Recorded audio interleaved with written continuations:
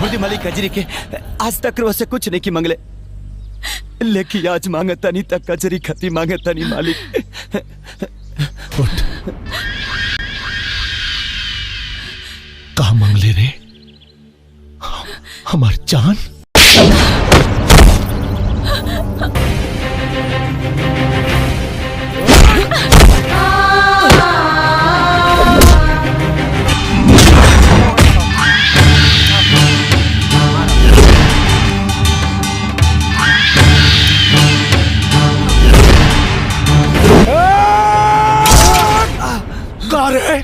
हमारे बस भगवान सिंह बस, जितना तुर नमक खैलरनी हो खून की तरह बह गई।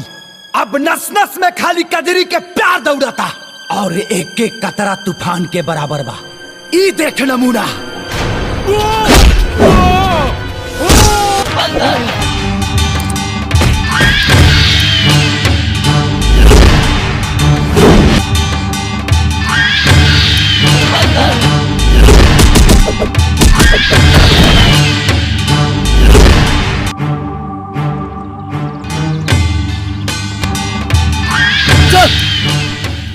मालिक मालिक मैनेजर हमरा के का पकड़ा तारा, ओकरा के पकड़ रे।